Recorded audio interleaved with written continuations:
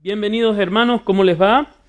Bienvenido a la clase número 6 del libro que estamos estudiando como iglesia, que se llama El Gran Panorama Divino. Y esta es la clase número 6 que se llama El Reino Parcial, la segunda parte. Vamos a estar viendo la segunda mitad del capítulo que va desde la página 74 del libro en adelante, más o menos para que lo tengan en cuenta donde nos quedamos la última vez. Pero antes vamos a orar y comenzamos. Señor, te damos gracias por tu amor, por tu bondad, Señor. Gracias por tu fidelidad, porque a través de este libro, que en definitiva es tu palabra, Señor, vemos una y otra vez tu amor, tu cuidado, tu fidelidad hacia nosotros. Ayúdanos, Señor, a que podamos avanzar en este libro y que, Señor, podamos comprender un poco más de tu propósito, Señor, de tu mensaje. Te lo pedimos en el nombre de Jesús. Amén. Bien, como dijimos, vimos la clase pasada, la lección número 5, que se llamaba El Reino Parcial, parte 1. Ahora vamos a continuar con la segunda parte.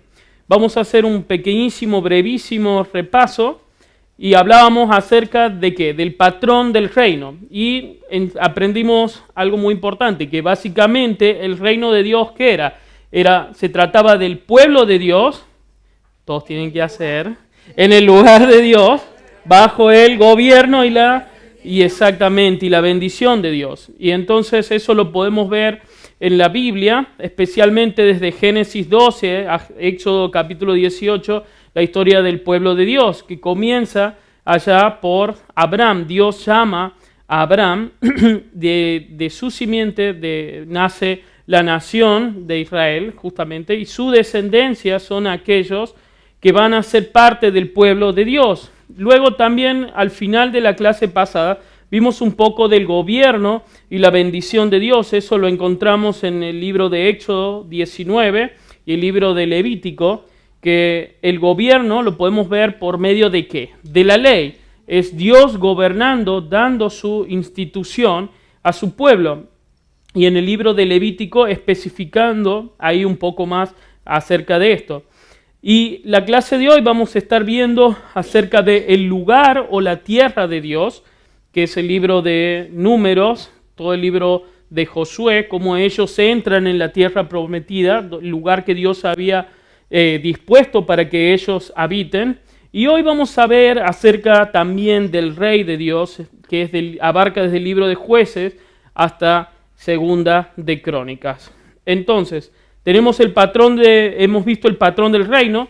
Vamos a hacer un pequeño repaso. También decimos que la Biblia es una sola y son patrones que se repiten a lo largo de la Escritura. Hay muchos que piensan que en la Biblia hay como 7 formas distintas a lo largo de la Escritura de ser salvos, o que Dios tiene 2 pueblos, o que se trata de todo particionado, todo dividido. Sin embargo, la Biblia nos habla de patrones que se repiten una y otra vez a lo largo de la Escritura.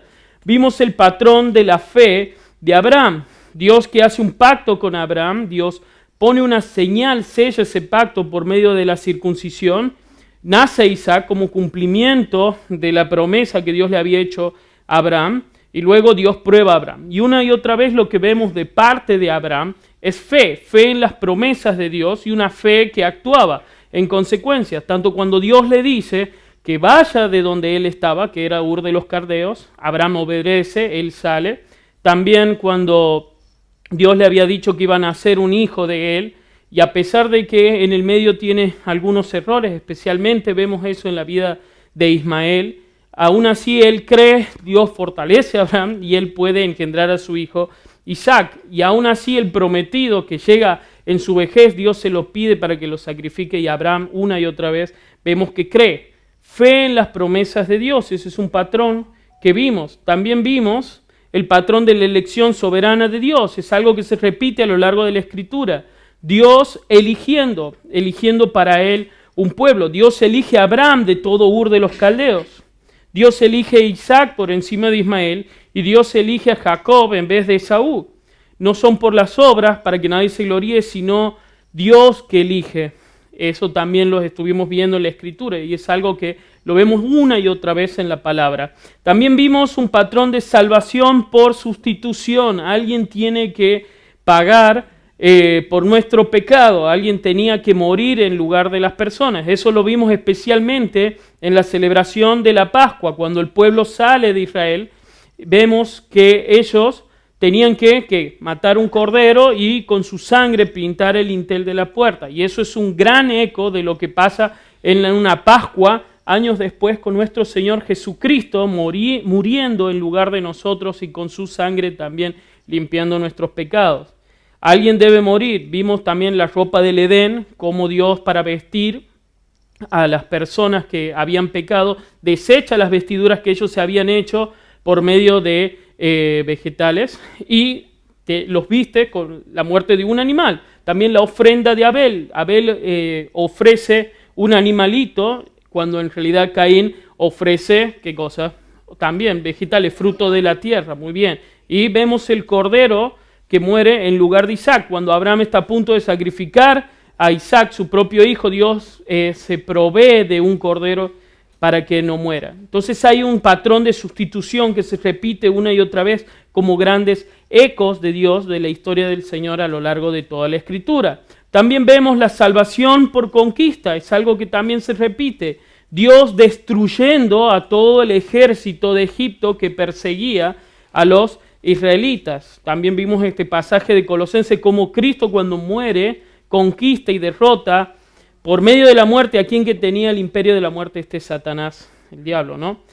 Vimos también un poco acerca de la ley de Dios y su gobierno, Éxodo capítulo 19 y el libro de Levítico. Dios primero redime a su pueblo, luego le da la ley y luego el pueblo en base a esa ley tiene que responder en obediencia.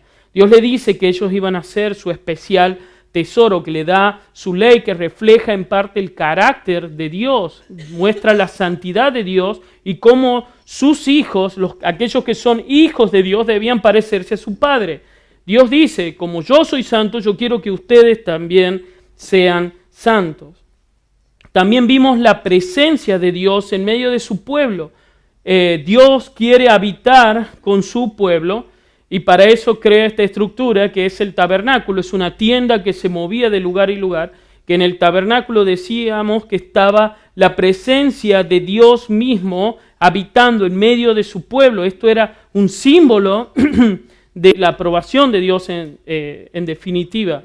Y Dios queriendo habitar en su pueblo. También hablamos que para que se cumpla esto de que Dios tenía que estar en medio de su pueblo, hablamos de los sacrificios. Esto fue al final del libro de Levítico que vimos, exactamente el tema de los sacrificios y especialmente en el libro de Levítico se ve acerca de la expiación, cómo Dios expiaba los pecados de los sacerdotes y de todo el pueblo día a día, y había un día en particular en el año que se llamaba la fiesta del Yom Kippur o el día de la expiación, en el que el sumo sacerdote sacrificaba 2 machos cabríos, mejor dicho uno se lo mandaba al desierto que llevaba los pecados del pueblo y el otro era sacrificado en el altar de bronce y luego con la sangre de ese macho cabrío se pintaba diversas estructuras que estaban dentro del tabernáculo que no tuvimos tiempo de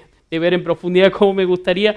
Finalmente el sumo sacerdote entraba a un lugar que se llamaba el lugar santísimo, sobre el cual estaba el arca de Dios, y la tapa del arca de Dios se llamaba como propiciatorio, que era símbolo de la presencia de Dios, de la santidad de Dios, y en ese lugar tenía que vertir la sangre de este macho cabrío, y es así como Dios expiaba los pecados de un pueblo por un año. Todo eso vimos la lección anterior.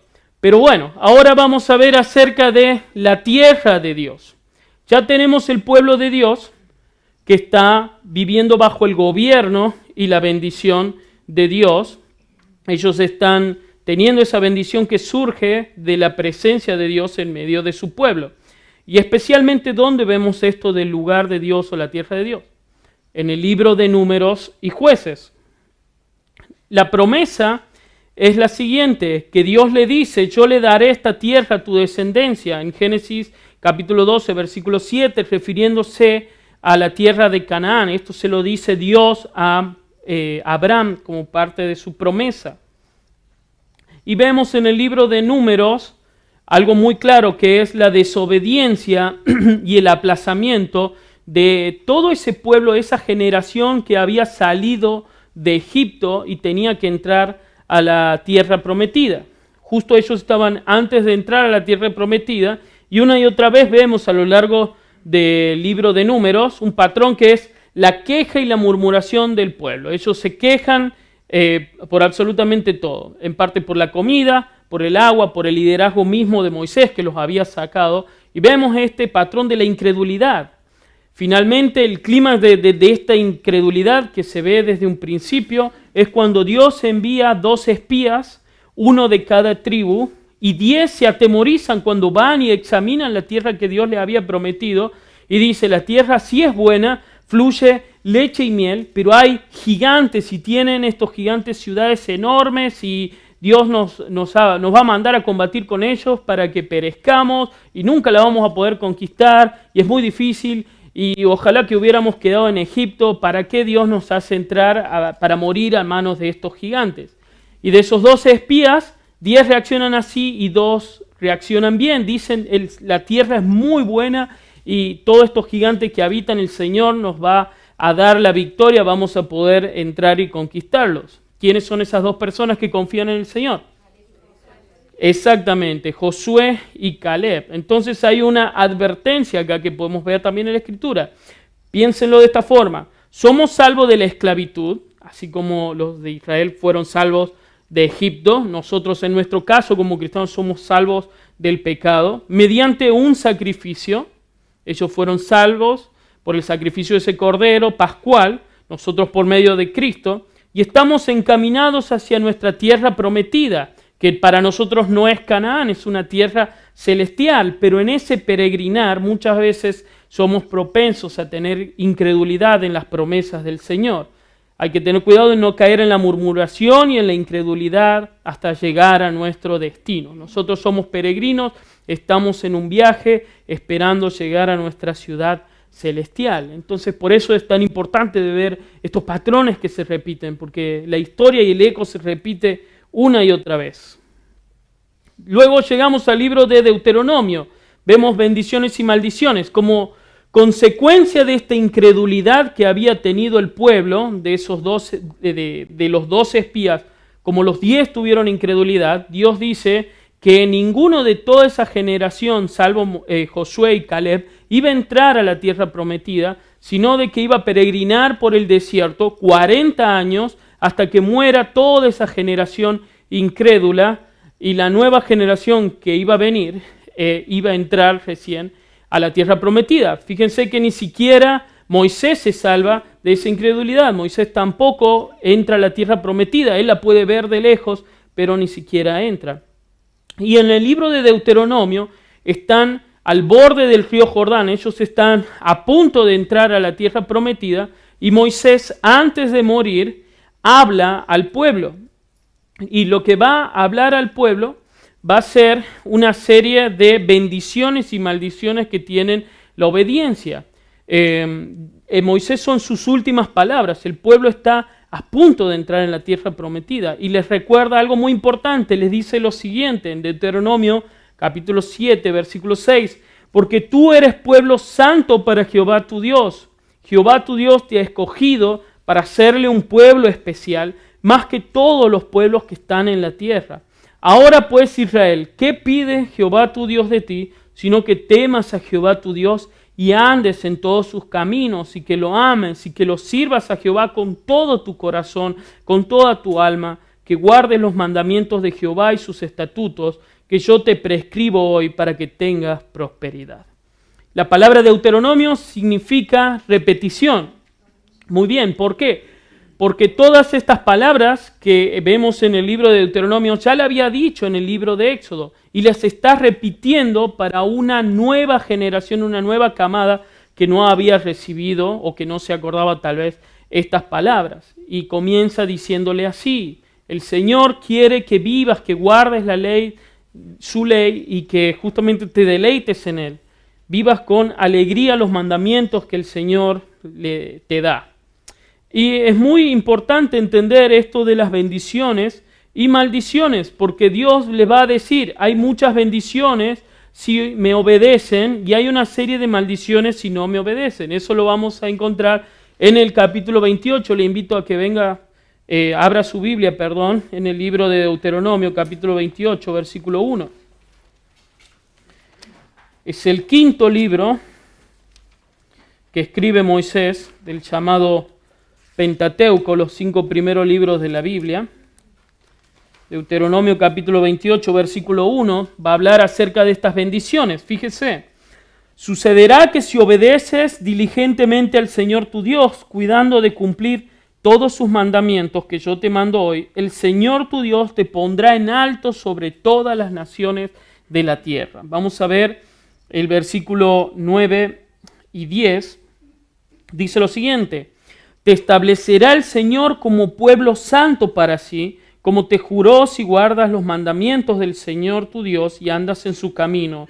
Entonces verán todos los pueblos de la tierra que sobre ti es invocado el nombre del Señor y te temerán. Dios había establecido su pueblo, y si ellos cuando entraban en la tierra prometida obedecían al Señor con todo su corazón, acá solamente hemos visto el principio y el final de las bendiciones, pero es una lista de bendiciones interminables. Dios quería bendecirlo. Es parte de que hablamos de el gobierno y su bendición. Hay mucha bendición en obedecerle.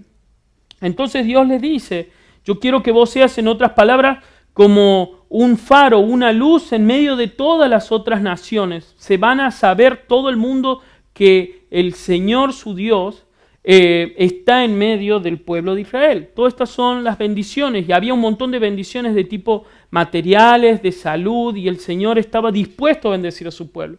Sin embargo, había consecuencias y maldiciones si no obedecía. Vamos a ver qué dice el capítulo 28, versículo 15.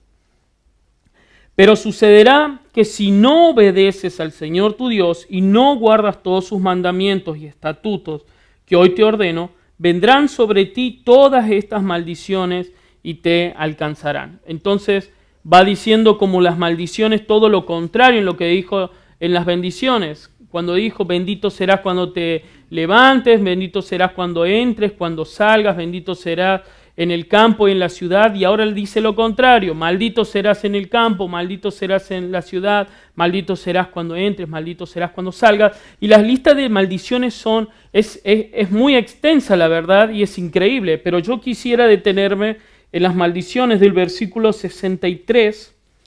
Ahí uno puede ver con tantos versículos en parte qué larga es la lista de las maldiciones que Dios les clama, las consecuencias que tiene no cumplir la ley del Señor.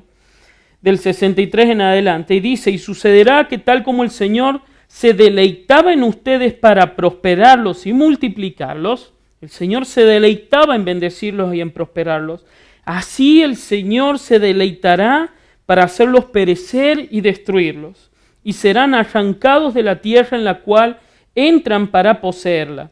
Además el Señor te dispersará entre todos los pueblos de un extremo de la tierra hasta el otro extremo de la tierra, y allí servirás a otros dioses de madera y de piedra que ni tú ni tus padres han conocido. Y entre esas naciones no hallarás descanso, ni habrá reposo para la planta de tu pie, sino que allí el Señor te dará un corazón temeroso, de fallecimiento de ojos y desesperación del alma. Tendrás la vida pendiente de un hilo, y estarás aterrado de noche y de día, y no tendrás seguridad de tu vida.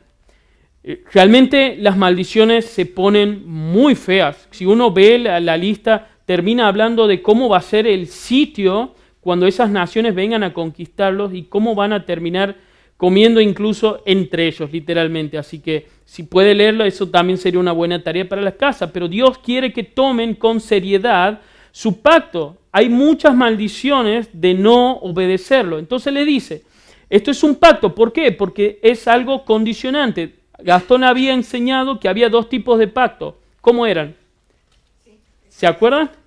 Uno era incondicional, un pacto unilateral que era de Dios, exactamente, Dios consigo mismo, y un pacto que tenía ciertas condiciones. Ustedes quieren vivir en la tierra, tienen que obedecer mi pacto, tienen que guardar mi palabra. Entonces Dios se lo advierte. Esto es el final del libro de Deuteronomio. Entonces Moisés muere y viene el libro de Josué, la conquista. Josué cruza el río Jordán y entran y empiezan a destruir y acabar a cada uno de los pueblos y las naciones que vivían en la tierra que Dios le había prometido, que es Canaán. Al final del libro de Josué vemos esto que dice: de esa manera el Señor dio a Israel toda la tierra que había jurado dar a sus padres, y las poseyeron y la habitaron en ella. Y el Señor le dio reposo en derredor, conforme a todo lo que había jurado a sus padres. Ninguno de sus enemigos pudo hacerle frente. El Señor entregó a todos sus enemigos en sus manos. No faltó ni una palabra de las buenas promesas que el Señor había hecho a la casa de Israel. El Señor cumple su palabra, el Señor cumple su promesa. Entran y conquistan esta nación de gigantes, esta nación de ciudades fortificadas. El Señor les da la victoria y entran a vivir a la tierra que Dios le había prometido. Ellos debían expulsar a las naciones paganas. ¿Por qué era importante que ellos expulsen a las naciones paganas? Porque estas naciones adoraban a otros dioses y tenían muy malos hábitos. Y Dios no quería que ellos se mezclen con estas naciones, sino que las expulsen, en muchos casos que las exterminen. Ellos tenían que exterminar estas naciones y no mezclarse con ellos. Realmente hacían hechos y actos aborrecibles, sacrificaban a sus propios hijos a los ídolos, y Dios no quería eso para su pueblo. Él quería tener su propio pueblo con su propio gobierno, y por eso ellos no debían mezclarse, debían expulsarlos. Y ahora vamos a ver un concepto muy importante en la Escritura que hasta ahora no hemos visto, que es acerca del Rey de Dios. Hasta este momento no hemos hablado del Rey. No hemos visto mucho acerca del Rey. Si ustedes piensan, Dios les dice a la serpiente que ella sería vencida por un descendiente de la mujer. Hasta acá esto sí hemos visto en Génesis capítulo 3, el que llamamos el protoevangelio. El resto de la Biblia se puede ver como una búsqueda del aplastador de la serpiente. Entonces nos hacemos una pregunta: ¿quién será este conquistador que aplaste y derrote a la serpiente? En Génesis capítulo 49, versículo 10, vemos que Dios da una promesa. Dice: el cetro no se apartará de Judá, ni la vara de gobernante de entre sus pies, hasta que venga Silo, y a él sea dada la obediencia de los pueblos. Entonces, cuando la Biblia habla de un cetro que va a pertenecer a la casa de Judá, está dejando ciertos indicios de que va a haber un rey, va a haber un gobernante. En Deuteronomio capítulo 17, antes de que Moisés muera, de nuevo, cuando repite la ley, vamos a ver cuáles eran los requisitos de un rey. Es muy importante, a mí me gusta mucho ver esto. Vamos a ver qué dice Deuteronomio capítulo 17, versículo 14 al 20. Dios dice esto: fíjense, cuando entres en la tierra que el Señor tu Dios te da, y la posees y habites en ella, y digas: pondré un rey sobre mí como todas las naciones que me rodean, ciertamente pondrás sobre él el rey que el Señor tu Dios escoja, a uno de entre tus hermanos. Pondrás por rey sobre ti, no pondrás sobre ti a un extranjero que no sea hermano tuyo. Además, el rey no tendrá muchos caballos, ni hará que el pueblo vuelva a Egipto para tener muchos caballos. Versículo 17, tampoco tendrá muchas mujeres, no sea que su corazón se desvíe, y ni tendrá grandes cantidades de plata y de oro. Vamos a repasar conmigo. Entonces, el rey, ¿qué cosas no debía tener? Muchos caballos, muchas riquezas y no muchas mujeres, no muchas esposas. ¿Por qué es importante que no tenga muchos caballos? No es que era un coleccionista de caballos, sino que cuando la Biblia habla de caballos, está hablando del poderío militar, está hablando de los carros. Especialmente en ese tiempo, los caballos de Egipto eran como los más los mejores, digamos, de esa época. Entonces Dios le dice, no tengas muchos caballos, no tengas muchas mujeres y no tengas mucha dinero, mucha plata, mucho oro. Versículo 20 dice, 18, cuando él se siente sobre su trono de su reino, hablando del rey, escribirá para sí una copia de esta ley en un libro, en presencia de los sacerdotes, la tendrá consigo y la leerá todos los días de su vida, para que aprenda a temer al Señor su Dios, observando cuidadosamente todas las palabras de esta ley y estos estatutos, para que no se eleve su corazón sobre sus hermanos y no se desvíe del mandamiento ni a la derecha ni a la izquierda, a fin que prolongue sus días en el reino, él y sus hijos, en medio de Israel. En parte Dios está diciendo, básicamente, que el gobierno del rey es un gobierno según la Escritura, es Dios gobernando por medio del rey. No es que el rey es un tirano y hace lo que él quiere. Este rey debía tener una copia de la palabra y ser uno de sus hermanos, es decir, un israelita, y debía obedecer al Señor. Más adelante en el capítulo que viene vamos a ver que el rey es la cabeza federal del pacto que Dios hace con Moisés. Es el representante que tiene el pueblo delante de Dios. El rey debía ser el primero en obedecer la palabra de Dios. Pero bueno, no me quiero adelantar. Entonces Dios habla de un rey. Y aquí vemos el libro de los jueces. Entramos en el libro de los jueces y para mí hay una subtrama muy importante que abarca todo el libro de los jueces, que es el tema de los hijos. Josué, antes de morir, dice algo muy importante. Les dice, enséñenles la palabra a cuidar a sus hijos y a los hijos de sus hijos para que perdure el pacto del Señor y guarden su palabra. Esto vemos al final del libro de Josué. Entonces llegamos al libro de los jueces y básicamente lo que vemos ahí es un ciclo interminable. El pueblo pecaba. ¿Qué hacía? Israel era idólatra. Luego, como pecaba, el Señor los hacía que se sometan bajo un pueblo. Ellos volvían a tener esclavitud por otras naciones, no eran expulsados de la tierra, no era como Egipto. Entonces, ellos eran idólatras, el Señor los castigaba, ellos clamaban a Dios por un libertador y el Señor enviaba un juez, una especie de caudillo del pueblo que los liberaba. Y ellos, que una vez que estaban libertados, moría esa generación que se había arrepentido del Señor y volvía a empezar. Caían en idolatría, volvían a estar esclavos de un pueblo, clamaban por un libertador y el Señor los liberaba. Y al final del libro de los jueces, porque este ciclo se repite una y otra vez, creo que son como 7 o 8 jueces, al final del libro de jueces nos deja ver cuál era el problema. Jueces capítulo 21, versículo 25 dice, en esos días no había un rey en Israel, cada uno hacía lo que le parecía bien ante sus propios ojos. No había un rey. Nos deja ver que falta algo. Nos deja esta duda. ¿Qué va a pasar? Necesitamos ser un rey. Y para eso vemos el primera de Samuel, la respuesta ante esta duda. Un falso inicio se llama primera de Samuel. ¿Por qué? Como les hablamos, o como dijimos, la subtrama del libro de los jueces son el tema de los hijos. Porque cada vez se levanta una y otra vez una generación que no conoce a Dios, que tendría que haber sido enseñada por esta generación que el Señor la había libertado. Y eso vemos que alcanza incluso a Samuel mismo. Samuel es el último de los jueces. Samuel, vemos de que Dios lo levanta como juez. Él es criado por el sacerdote Elí. Y el tema de Elí es que tenía hijos que eran tremendos, eran terribles, se portaban muy mal.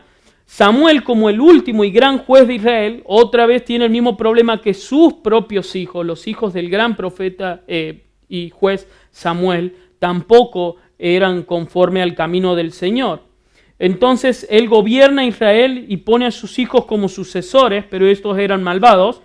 Los ancianos de Israel se juntan y demandan un rey como todas las naciones. Esta es otra trama que es importante ver en 1 Samuel, que es el tema del temor al hombre. ¿Por qué ellos querían tener un rey? para ser como todas las naciones que tenían alrededor. Entonces Saúl es ungido rey por el temor del hombre en vez de temor a Dios. En vez de ser una teocracia, tener un gobierno de Dios, ellos querían tener un rey. Entonces Dios elige al rey y el pueblo, uno de los componentes, no es el único, pero en parte eligen a Saúl porque era muy alto. Dicen, es bastante alto, si tenemos que ir a la guerra, va a infundir un poquito de miedo. Entonces esto me parece que es un buen requisito, además de que Saúl era un tipo que una y otra vez temía al hombre, y él escucha que murmura o alguien dice algo de él y entonces quiere agradar a esos ancianos de Israel. Tal es así que una y otra vez él, en vez de obedecer a Dios, obedece a las personas o quiere agradar a las personas más que a Dios, que Saúl es rechazado por desobedecer. 1 Samuel capítulo 15, versículo 23, Dios le dice estas palabras por medio del profeta Samuel: como tú has rechazado la palabra del Señor, Él te ha rechazado como rey. Esto sucede en el contexto de la guerra con Amalek. Es hermosa esa historia, si usted puede leerla y estudiarla, es increíble cuando Dios desecha a Saúl como rey, justamente porque Él quiere agradar a las personas, a los hombres. Pensaban que él tenía miedo en vez de obedecer la voz del Señor y esperar a que llegue Samuel al lugar de la batalla.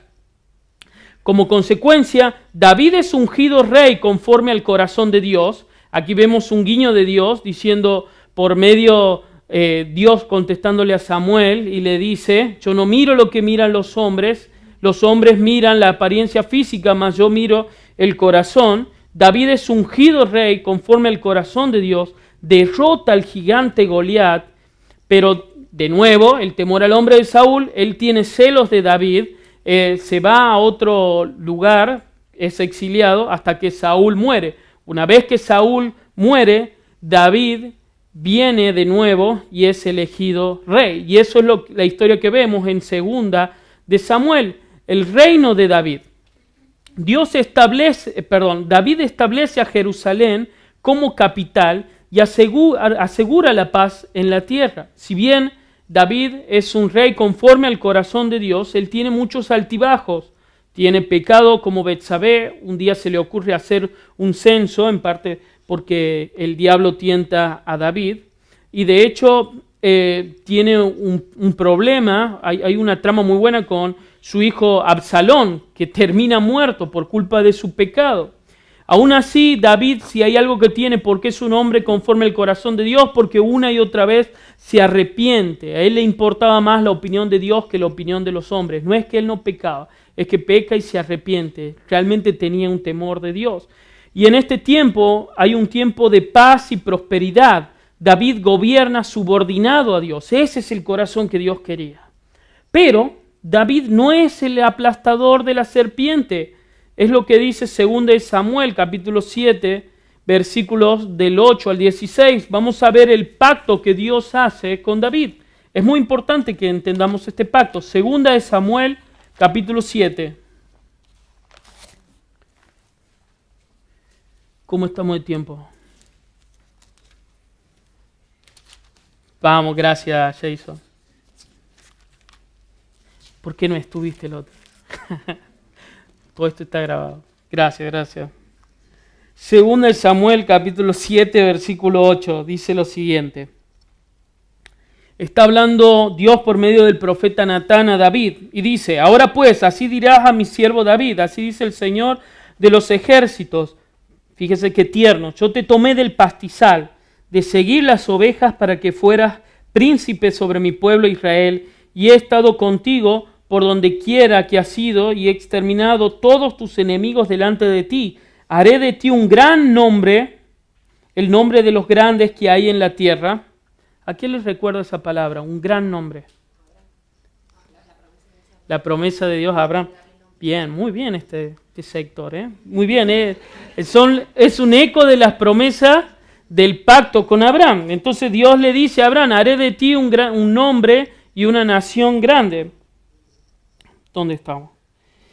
Haré de ti un gran nombre como el nombre de los grandes que hay en la tierra. Asignaré también un lugar para mi pueblo Israel y lo plantaré allí a fin de que habite en su propio lugar y no sea perturbado de nuevo. ¿Esto qué es?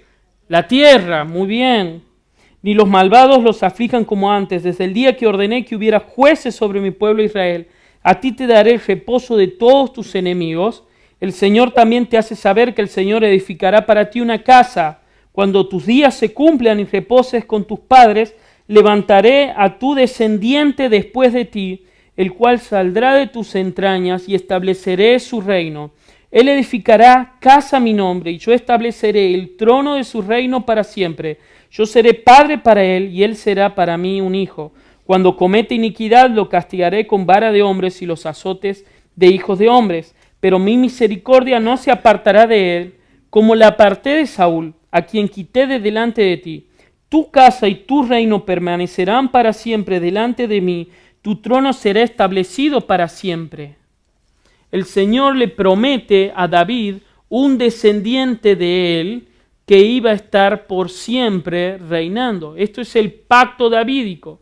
Es un pacto que Dios hace con David y promete que siempre va a haber un rey y que incluso su reino va a ser perpetuo, va a ser para siempre. Y podemos ver acá como dos tiempos de la promesa del cumplimiento, porque dice que cuando el rey comete iniquidad, el Señor lo iba a perdonar.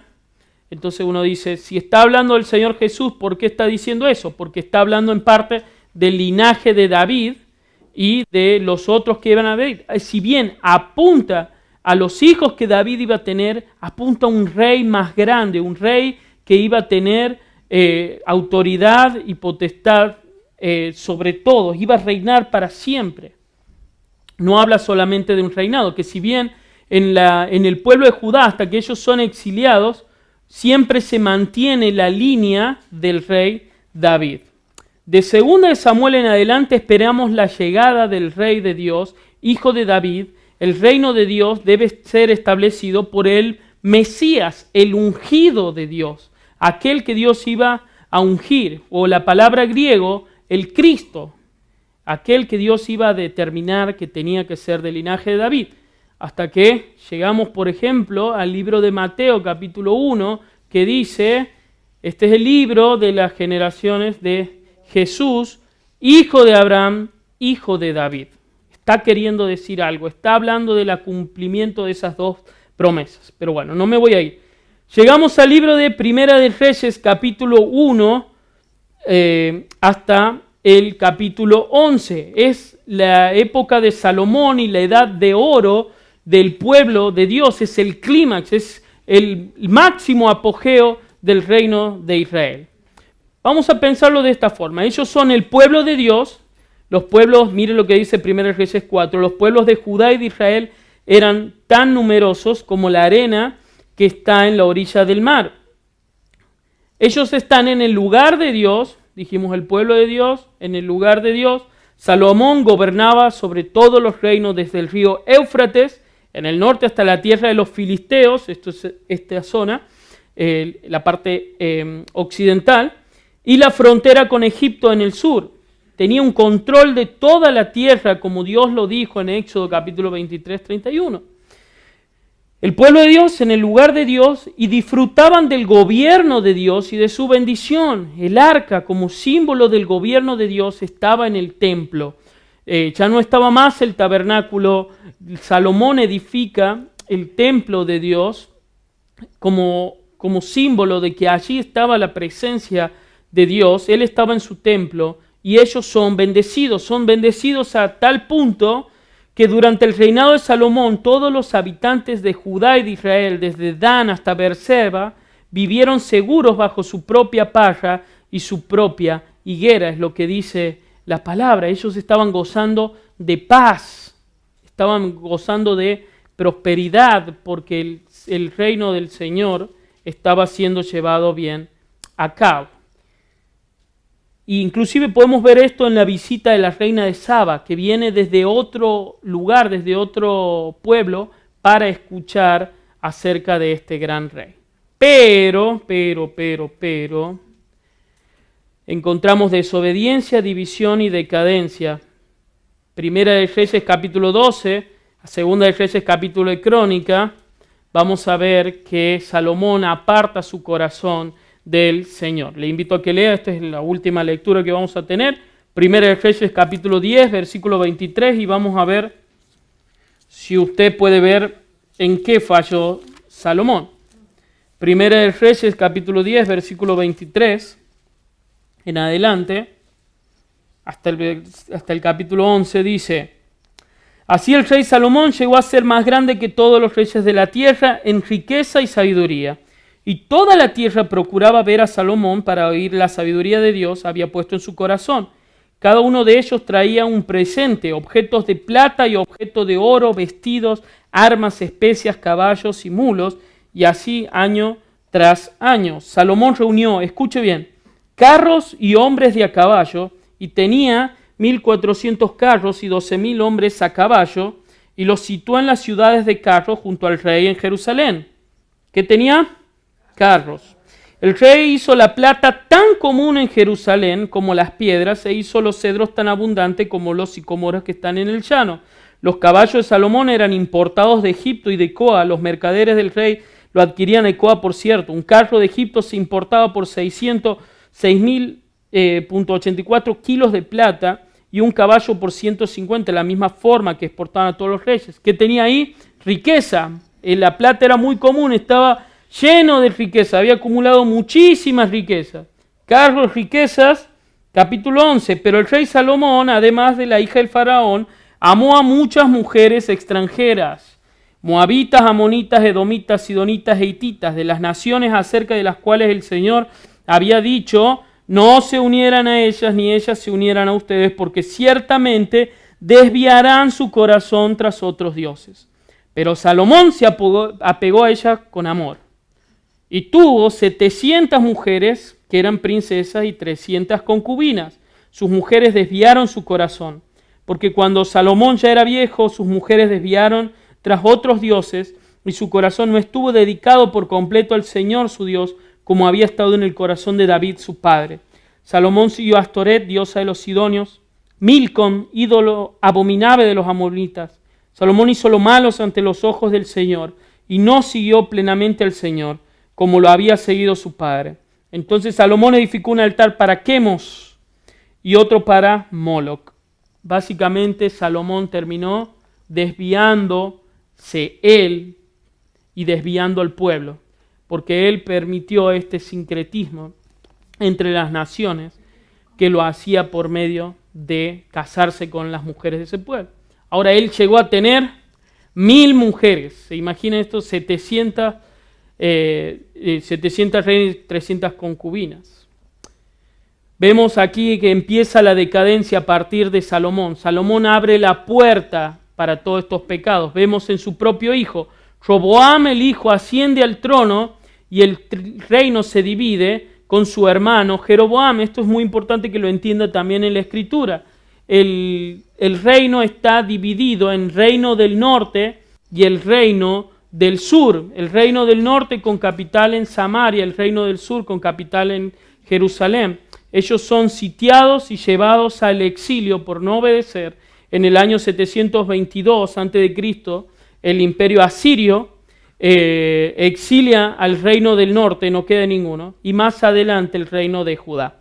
Judá tiene algunos reyes buenos, como son Ezequías y Josías, pero al final todo termina cuando el reino parcial es desmantelado.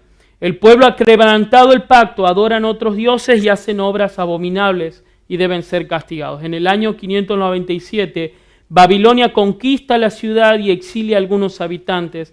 En el 586 a.C., la ciudad y su templo son destruidos y son llevados a Babilonia. Perdieron todo y el reino parcial ha desaparecido. Son el pueblo de Dios, pero no están en el lugar de Dios y enfrentan las maldiciones en lugar de bendición. Todo aquello que Dios había dicho en su palabra que iba a pasar si no los obedecían, pasó. Entonces esto es una gran advertencia. Llega a su fin el reino parcial. Se termina aquí el máximo, el reino que Dios había establecido, el pueblo de Dios con el lugar de Dios, ya no están más en el lugar de Dios, y son exiliados. Entonces, solamente queda ver ahora qué hace Dios en respuesta a todo eso. Vamos a ver la clase que viene, la lección que viene, el reino profetizado. Dios habla de un reino mayor y mejor que está viniendo. Vamos a orar. Gracias, Señor, te damos, Padre, por tu palabra. Gracias porque ella nos anima y nos habla, Señor, acerca de las grandes bendiciones que tenemos de obedecerte, Señor, y nos libre, Señor, de caer en estas maldiciones de desobedecerte, Padre. Ayúdanos a no ser como este pueblo. Tu palabra dice que vos todas estas cosas las has escrito para que aprendamos, Señor, y no repitamos esto. Gracias por Cristo, que nos ha salvado, Señor, y nos ha hecho también tu pueblo. Te agradecemos en el nombre de Jesús. Amén. Muchas gracias, hermanos.